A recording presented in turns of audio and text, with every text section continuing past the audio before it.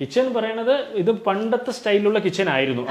അവിടെ വിറകടുപ്പ് ഇത് അവിടെ അതിന്റെ അവശിഷ്ടങ്ങൾ ഇപ്പോഴും കാണാം. ഇപ്പോൾ വേണമെങ്കിൽ ആക്കാം. അവിടെ വിറകടുപ്പിന്റെ സെറ്റപ്പ് ഉണ്ട്. പിന്നെ ഇവിടെ ഞാൻ കുഞ്ഞായിരിക്കുമ്പോ ഇവിടെ വാഷിന്റെ സിങ്ക് ഒക്കെ നിലത്തെങ്ങനെയായിരുന്നു.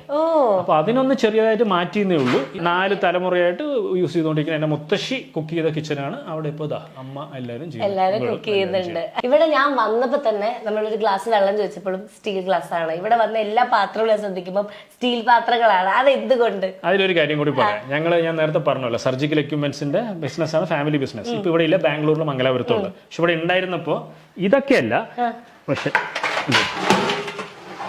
ഏറ്റവും വലിയ ഇത് ഉണ്ണാനുള്ള പാത്രമാണ്. ഇതിവിടെ ഫാക്ടറിയിൽ ഉണ്ടാക്കിയതാണ്. ഇതും അതേപോലെ ഇത് നമ്മുടെ ഫാക്ടറിയിൽ ഉണ്ടാക്കിയതാണ്. അതേപോലെ ഈ വെൽഡിംഗ് സ്പോട്ട് കാണുന്ന പഴയ സാധനങ്ങളൊക്കെ എല്ലാത്തിലും ഹെബ്ബാർന്ന് ഇട്ടുണ്ടാവും. ഇതാ കണ്ടോ, ഹെബ്ബാർ സ്റ്റെൻസിൽ ചെയ്ത് വെച്ചിട്ടുണ്ടാവും. ഇത് ഫാക്ടറിയിൽ ഉണ്ടാക്കിയതാണ്.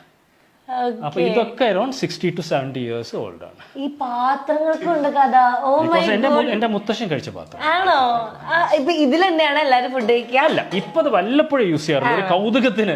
ചിലപോലെ ഗസ്റ്റ് ഒന്ന് പറയും ഇതിൽ കഴിക്കുന്ന. വല്ലപ്പോഴും now we hardly take it. നമ്മളിപ്പോ ഗസ്റ്റിനൊക്കെ അല്ലേ കൊടുക്കാറുള്ളൂ.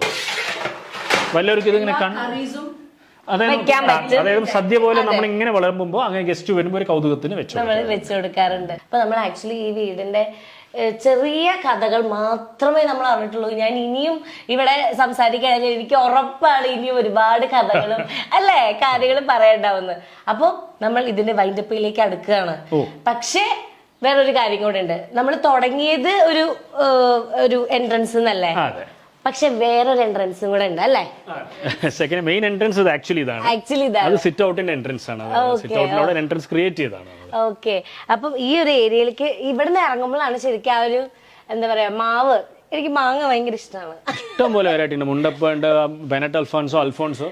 പിന്നെ ഈ ഡോർ ഫുള്ള് ഡിസൈൻ ചെയ്ത് റിനോവേറ്റ് ചെയ്ത അനിതയാണ് കേട്ടോ. ഇത് അനിതയുടെ ക്രിയേഷൻ ആണ്. ഇത് എങ്ങനെയായിരുന്നു ഈ ഒരു പരിപാടി? ഇത് ആക്ച്വലി വാൾ ആയിരുന്നു. ഇവിടെ വിൻഡോ ആയിരുന്നു. അപ്പൊ ഈ ഡോറിന്റെ മൊത്തം എങ്ങനെയുള്ള ഡിസൈനും നമ്മുടെ സിംഹവും ഇതൊക്കെ സംഭവങ്ങളൊക്കെ അനിതയുടെ. ഇനി നമ്മൾ ഈ ഒരു ഭാഗത്തേക്ക് വരുമ്പോൾ എന്താണ് കാണാൻ പറ്റുന്നത്?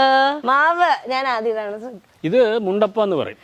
ഈ വീടിന്റെ ആ സൈഡിലുള്ളത് മുണ്ടപ്പയാണ്.